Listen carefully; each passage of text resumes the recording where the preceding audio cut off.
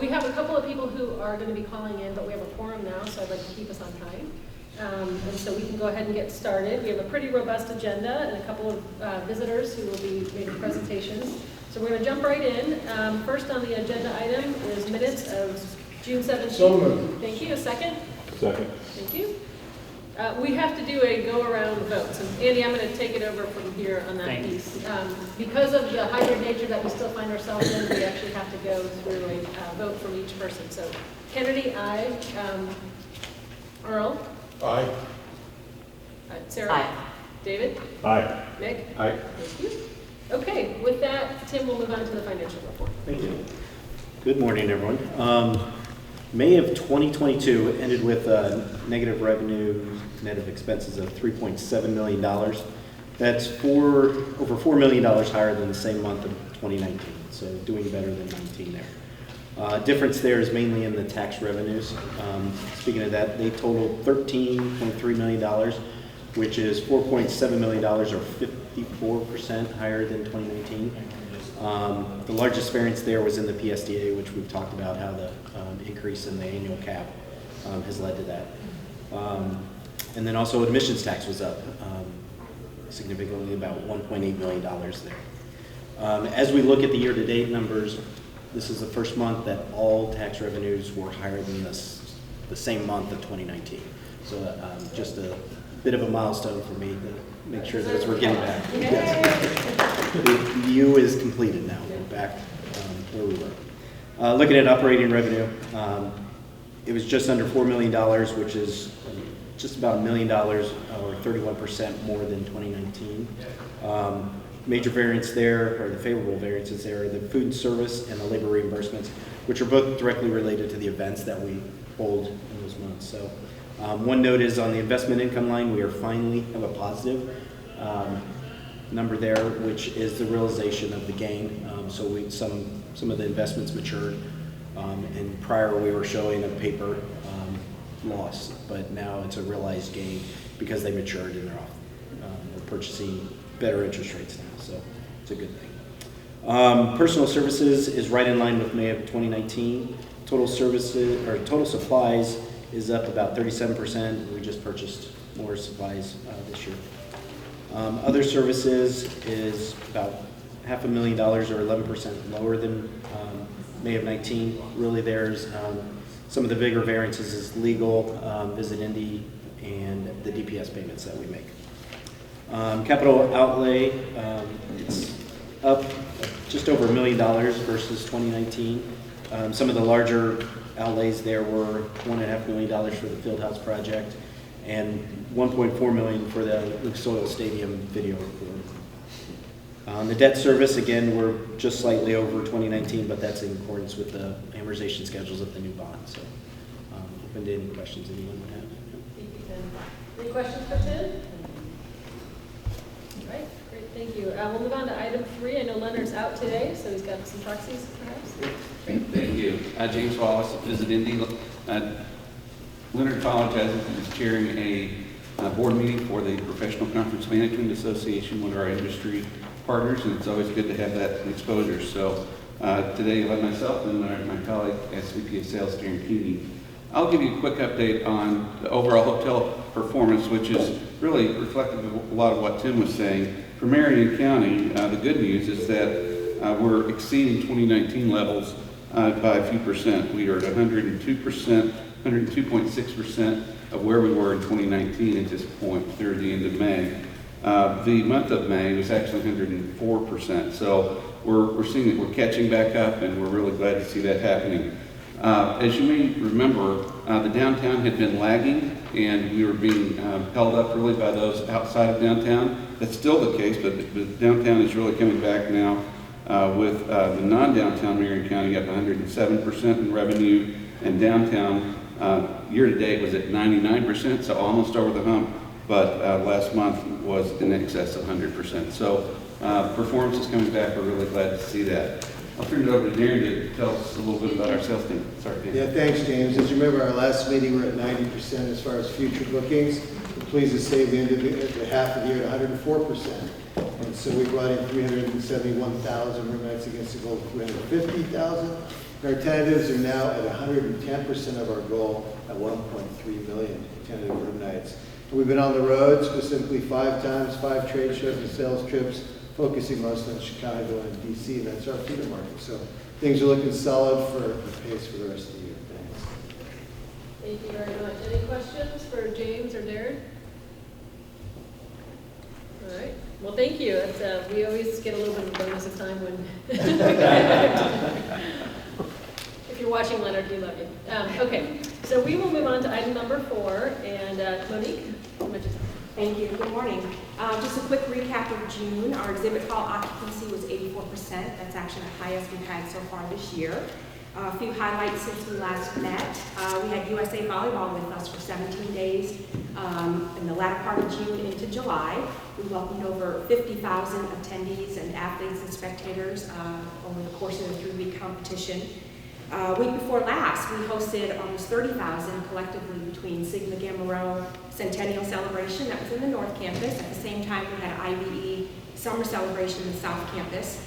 There were many, many meetings within these 2 programs, a lot of unique specs, a lot of really tight turnovers, very labor intensive, happening at the same time, but as usual, our staff really stepped up and delivered some superior customer service last week. This past week, we hosted several small to medium-sized meetings that kept the building pretty busy. We had Cybertech USA with us. We also had Tech Hub Live.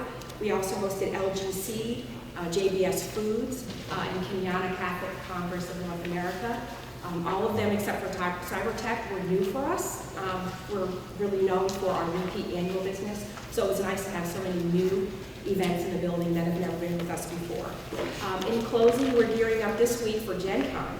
They start moving in towards the end of the week. Yes, they haven't been with us on their normal rotation since 2019, so this is really exciting. Obviously in 2020 they weren't with us. 2021 they came a little later, towards the end of September. So this will be the first time they're back in the normal August time frame. So we're really excited, and I look forward to sharing details about the success of that meeting next time we meet, as well as any other meetings, and that concludes my report. Thank you very much, Monique. Did you say the volleyball was 50,000? Between athletes and spectators, but again, it was a 17 days. Yeah, 17 days. So in and out, they had various competitions that rotated in and out. Well, who won? I think they had several winners in different age categories. Everyone's a winner. We won. We won. Yeah, sure. Great. Any questions for Monique? All right. Thank you so much. Thank you. Great. And Eric, Lucas Oil Stadium. Good morning. So since we last met, we can basically sum up what's been going on in the stadium. This construction, Tom and his crew has done an amazing job. We have all new video boards. They're fired up. They're beautiful. Audio system. We're finishing up suites, the carpet and paint, and some construction in NFL locker rooms. But that all changes now because until we meet again, we have a lot going on. Starting with Big Ten Football Media Days, that starts tomorrow. That's set up just like the championship game, field painted. It's going to be beautiful, and a lot of media attention on Indianapolis. Then we go right into Gen Con. It's in both buildings, and we're very excited to have them back in their normal spot. Then we go to Drum Corps International, their World Championships. One of our favorites that will be here. You won't want to miss Motley Crue and Def Leppard on August 16th. That will be here. Also with Poison and Joan Jett. It starts at 3:30, goes all evening. You can have a whole day at Lucas Oil Stadium. And then we have the first Colts game preseason versus the Lions. Horseshoe Classic, which is a high school game that the Colts put on. We have 1 or 2 private meetings, medium-sized, in the building. And I didn't want to forget to mention that this weekend we are hosting a job fair as we continue to try to fill out all the spots for this really busy season that we're going into. That's all I've got for you, but we'll be very busy and have a lot to report next month. Thanks, Eric. Any questions for Eric? Great, thank you. We'll do a quick sound check. Thanks for your patience online. Jim, David, can you hear okay? We hear them. Right, and then maybe just sing a quick song so you can see we can hear you. Can you say something not on mute? I want to make sure we can hear you. Can you hear me? Yep, thanks. Thanks, David. Perfect. All right, great. Okay, well, we now have Item number 5, I know we've got John Dillon, who is here to share some information with Andy on the CIB insurance renewal. So welcome, Yeah. thank you for joining. I'll start off. Just wanted to let everybody know, give us a sense of where we are with our insurance. You will recall that we did a different type of insurance procurement for our broker, where we bid and selected NFP. So NFP is here. They've been busy the last several weeks putting together our package for 2022, 2023. Picks up in August 1st is when the coverage starts, and it's annual, it goes every year. So that's and that's what NFP helps us with. I'm just gonna give a real quick update if that's all right. Yeah, that's Yeah, I think why we're okay. here. Yeah, no, John, you can jump in if I say anything wrong. The overall increase, we did have an increase this year in premiums. Our increase is about 17%. The reasons why, one, we did increase the property coverage to 5%. You know, we have $2 billion in assets plus, so we increased that by 5%. So we have $200,500,000 in coverage. So that increase went up a little bit, but we were able to keep the rate pretty at a decent level. So that wasn't a significant increase. Our significant increase really came as a result of, in working with the various carriers on general liability, we project and you know, work with them on sort of our exposure on general liability, and that's really based on how many people come in and out of our buildings, right? Through the pandemic, we had obviously reduced, so over the last premium, or the last coverage period, we were anticipating about 2 million folks. That has increased, obviously, as we came back strong this beginning of this year, and we're up to 4 million. So doubling the amount of people that come through our building has a significant increase in the number and the amount of insurance that we'll pay as a result of that. So that's where our significant increases came from in both liability and then excess liability. Just really based on the math associated with doubling the number of people that come through our buildings. We also increased our limit in cybersecurity, which is a good thing. I don't want to go into cybersecurity. Should anybody at home be watching about our cybersecurity?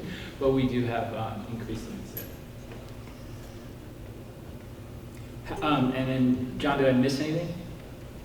Mr. Executive Director, I think you're right on. But we are available to answer any questions. Any questions? I was curious about, so I understand it's up 17%, obviously last year people were down. Is it up over pre-pandemic levels of people? Well, we were at 6 million people, I think, at one point. So we're not quite back to where we had projected for like 2019 or whatever, like the 18-19 area. Is that right, John? Yes. The members of the board, good morning. I'm John Dillon. Director Fisher, good morning. Director Remkoff, Director Terra. Chief, good to see you. Madam President, good to see you.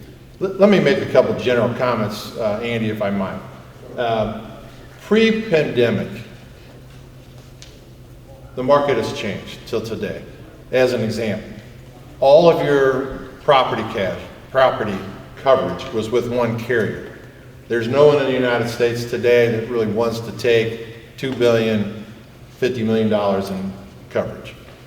Now we have to break it out with a primary billion, and then we go to a quota share above that. We were able to hold pricing and increase your 5% increase in the value of companies. Secondly, as the executive director has already commented, you were looking pre-pandemic trending towards 6 million heads. Today, after the pandemic, which was at 2, now you've doubled it to 4, and it's simply a mathematic issue. More people coming in, more costs. Third, the most difficult market in the United States today is cyber coverage. It absolutely changes every week. Andy and his staff, Kobe and their group are working hard to keep updated on all of that, but those prices have moved up significantly, and I would tell you it's difficult to even get coverage. So to get the $5 million, we were happy to get that done and moving forward. So the 3 toughest coverages in the country: cyber, general liability, excess tower, and property. You have significant exposure in all 3, and all of those have been taken care of. You are carrying excess limits now that allow you to qualify on the Homeland Security certification, which your staff has gotten done, and it is very important for the facility. But we had to raise excess coverages in order to make sure you qualify for that. I hope that kind of gives you a feel. We were very happy with the pricing because we increased values of your property coverage, your head counts went up, and cyber coverage is virtually impossible to negotiate today, and we got it done. Hope that gives you a feel. If it doesn't, I'm here to answer any questions. Chief, any questions? Well, how many different carriers were required to cover the whole thing? On property, How big's the portfolio cover? well, on property, you have 3. AIG, Lexington, which take the first $1 billion, XL Bermuda, which we have a desk in Bermuda, and XL Chubb took a quota share. One's 60% or 65%, one's 35% of the next $1 billion. And then on your carriers on the excess, Chief, is probably, Derek, correct me if I'm wrong, it's got to be 8, there's 10 in there now. There's 10 carriers to build your excess tower up as high to get qualified for your Homeland Security. And But cyber is just one. yeah, and I do understand. The other thing, I assume we're no different than many other similar sized cities, whatever. Is there any comparison between what we're doing versus I will comparable? let John do it. You check this if this is right, but my understanding is we're a little unique in that we have all of these buildings really right within less than a mile of each other, right? And that is a great sale. Yeah, so the exposure on a weather event or something else like that is similar among all of them, and you could get hit hard.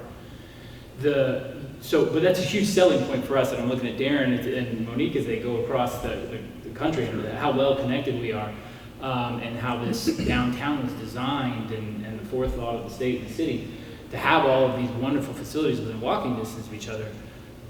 This just happens to be an unintended consequence of that. So is that right? And then And Chief, then on your property coverages, they're blanketed. So that gives us room between facilities to use limits back and forth. That way we don't get caught without any coverage situation. But the loss limit and the blanket are very positive in your favor. Few facilities in the United States are like this. And then finally, in order to knock out all your facilities, it's almost got to be a nuclear hit or it's got to be a missile hit. I mean, even a tornado's not going to knock them all out. So I think you're in good shape on that. That's what your consultants have recommended, and we think it's pretty good shape there. Yeah, but the only comparison I can think of there too is Atlanta, who has the football stadium right next to their convention center. But they don't have a basketball stadium right there, and I don't know if the same entity owns the basketball stadium or insures the basketball stadium, right? And there's coverage on coverages here, and then to have a minor league ballpark right there, it's kind of unique. Thank you. Yes, sir. Any other questions that I can answer? Just one more from me. Are there any other kind of factors we should know about significant changes to deductibles or anything like that? I guess I want to make sure the board is aware. The answer to that is all the factors have been brought to everybody's attention. We're even talking about active shooter coverage, which Andy's working hard on. In the event, and I think this is important for your facilities, and it's complicated, but it's really straightforward. In the event of an active shooter, your general liability and excess tower responds when there is a claim or a lawsuit. Then they respond. Active shooter coverage, on the other hand, responds immediately, and they come in with PR. Well, you've got PR. They come in with trying to help immediately families that are injured in the situation, and other matters that they come in and immediately cover. They don't wait for a claim. They don't wait for a lawsuit. The problem with it is, and the evaluation being made by your staff, it is extremely expensive. So your staff has gone out of their way to work on training, to work on preparation, and then evaluate that coverage. So I don't know what you'll end up doing on that, but we've felt compelled to at least offer it and make sure it was out there. You're covered, just the triggers are different. Yeah. But as far as the deductibles and everything, they're very similar to what we've done in the past. And I don't think there's any material. Yes, and by the way, part of that training is involved with the designation of the Homeland Security designation, and that's very telling that you're in pretty good shape from a training standpoint and a preparation standpoint. A lot of what we do in insurance is driven by the Safety Act. A lot of it's due to some of our commitments, like for example, the 2024 All-Star Game requires a certain level of insurance that we're working our way up to, and that's an important part of this. It also is a good signal of industry standards, which we want to be, right in the middle of it. So. Exactly. Any other questions? Okay, thanks for being here. Thank you. Thank you. All right, number 6, so we have a number of, before we move on, Mary, do we need a vote No, or? there's a claim. Okay. It will be, is there not? For the the premium will get paid when we sign for the coverage. So in the next week, we'll sign for the coverage, pay the premium, and that would be, I don't know if that claim's in this one or in the next. It's in the next one. Yeah. Okay. Okay, then so we're ready to move on to number 6? Is that right? Yes. And I'll turn it over to you. Okay, so we have a number of things here, and so we're going to start with the Omni Deck purchase order. The existing floor cover Omni Deck was purchased in 2020. It was it recently experienced some warping during our construction project when we had the cranes in and we were replacing video boards. And as a result, we need to replace some of the Omni Deck. And so we are working with the manufacturer to determine a replacement for the replacement for the floor through a warranty process. But in the interim, we have events coming. And so we need to rent flooring for 2 events in the month of August. This rental purchase follows Indiana 522 supply contract. CIB received 3 quotes. Klance, K-L-A-N-C-E Unlimited submitted the lowest quote in the amount of $135,040. So we recommend order this rental contract to Klance Unlimited in the amount of $135,040. Okay, any questions? Move approved. Second? Second. Okay. All right. Roll call vote. All in favor, Melina? Aye. Earl? Aye. Sarah? Aye. Dave? Tim? Aye. David? Jim? Aye. Awesome, thank you. Number 7? Number 7, masonry facade repairs. This is part of our CapEx, capital expense obligations for Cambridge Fieldhouse. Consistent with the operating agreement between the CIB and the Pacers, the CIB is responsible to complete certain predetermined capital expense projects. This project will consist of repairs to the exterior brick and limestone facade. It will include tuck point mortar joints and replacement of sealant joints.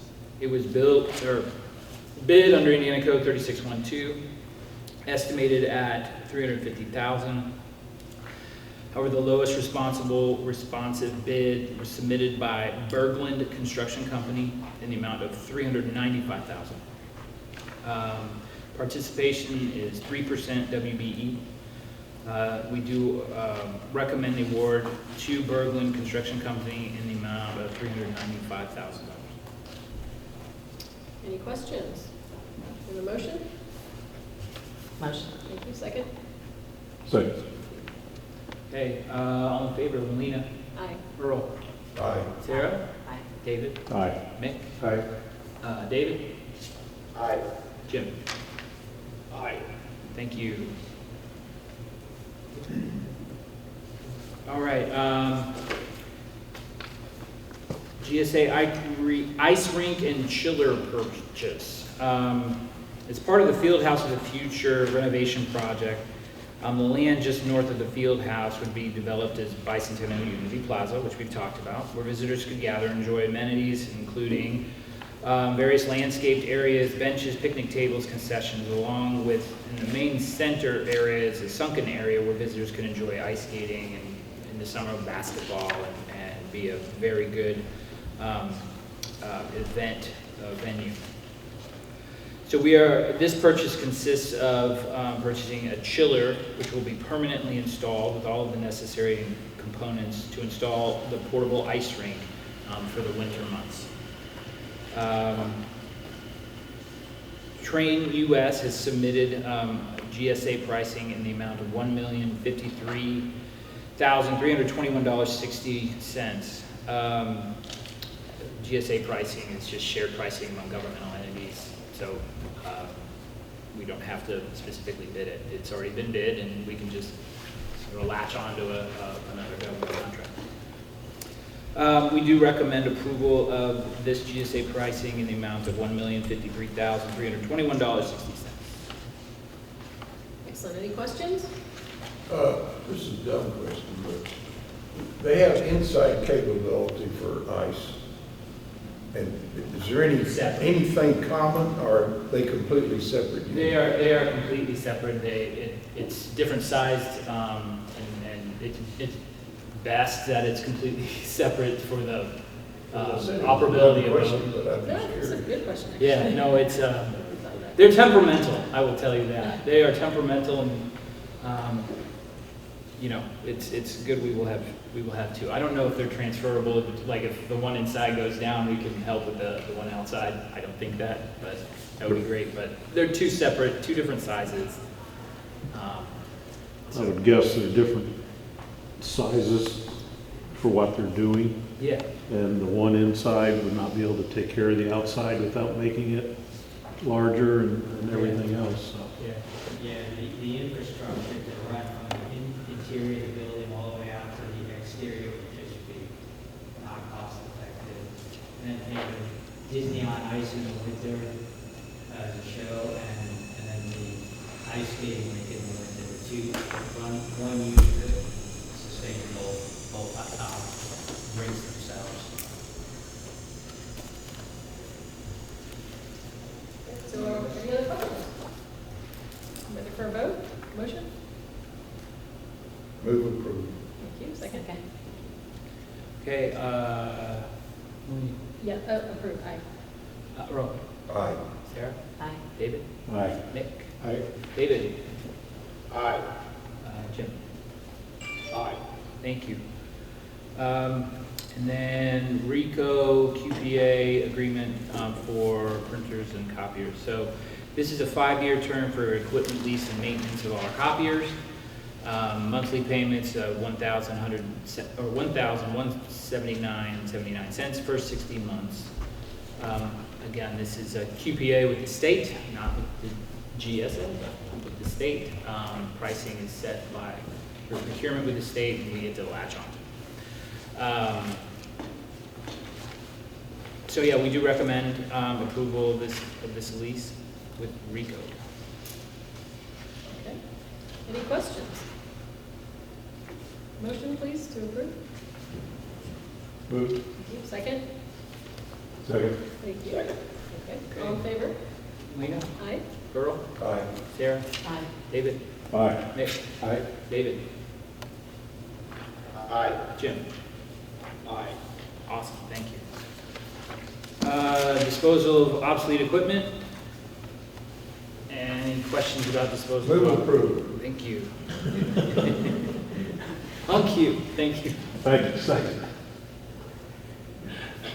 All right, any questions? No, all right, Melina. Okay, we are on to, Well, aye, wait, sorry, aye. Aye. Earl. Aye. Sarah. Aye. David. Aye. Nick. Aye. David. Aye. Jim. Aye. Wonderful, thank you very much. Okay. Okay, so vouchers, you're gonna hear from me on this. Vouchers, operating voucher is lower this year, or this month, and the confirming voucher is higher. And that's really just because we had to reschedule the earlier August meeting to today, so we've had to pay bills in real time. So we're asking you to confirm those bills we have paid. So the confirming voucher is much larger than the operating voucher.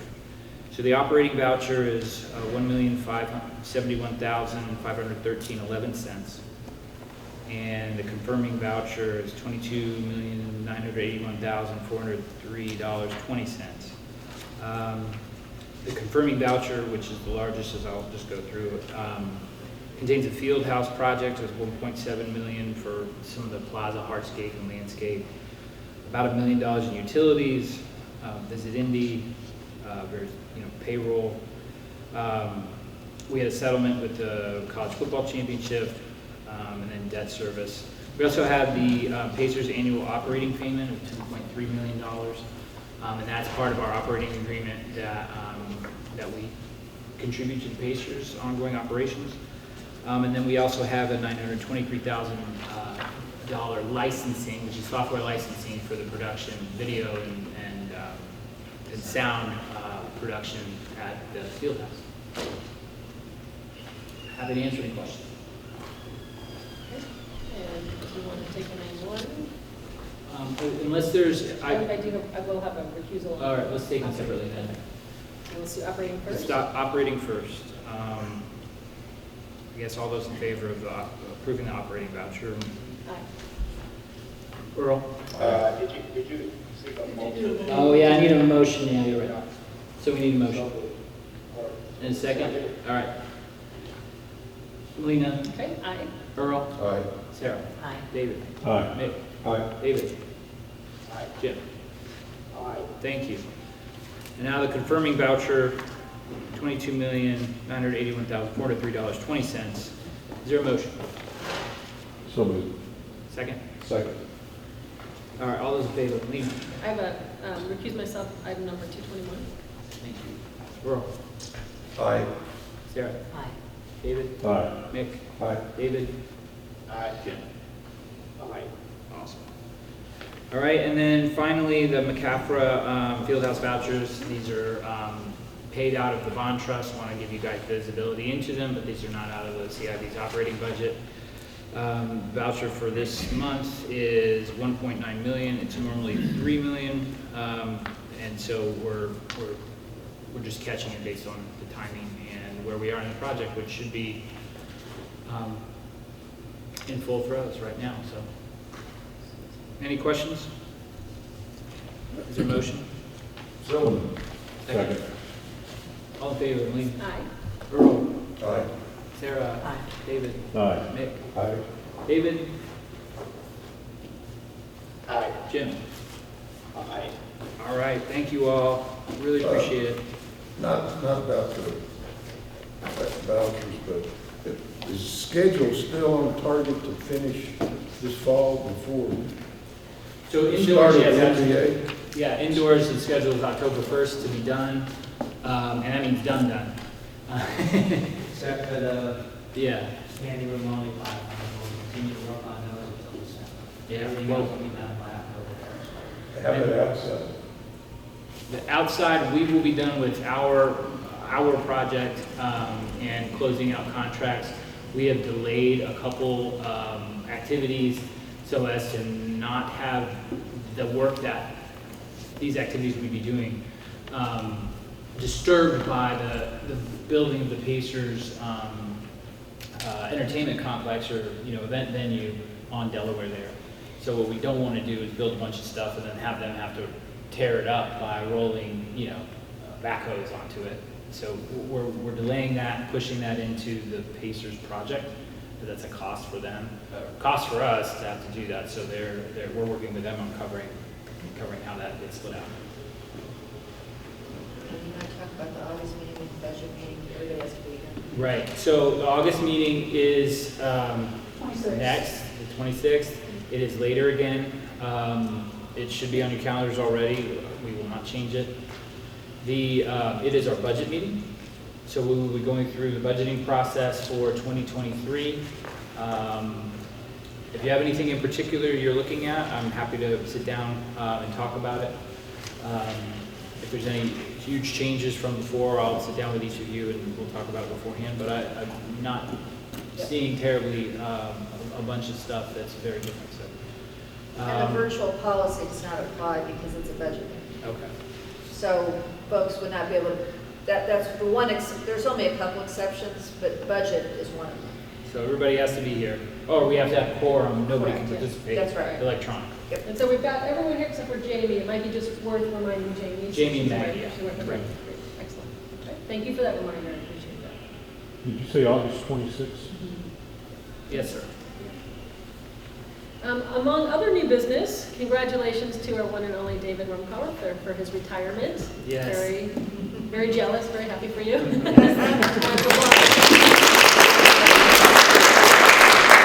Thank you. Any words of wisdom you want to share? No. I want to thank everyone who participated in this. It means a lot, and I truly appreciate it. But after 44 years working for the IBW, I just decided it was time, and I've been very blessed. I grew up on IBW money. My father was a journeyman wireman, and I worked as a journeyman wireman for the IBW for a number of contractors and went to work for the IBW itself for 30-some years. And so I will now enjoy an IBW retirement. So the union has been very good to me, and I appreciate it very much. And thank all of you for being part of this. Thank you. Well earned. Wondered why David was looking so casual this morning. He usually has a sport coat on. I thought he was kind of chilling out, but now I know why. He's retired. I had shorts on, but none of that. I can't do that. Congratulations. Any other new business? Any board members? Andy? Any other CIB staff? Great. And any public comment? Outstanding. Thank you everyone for your flexibility today. We're adjourned. Have a great rest of your day.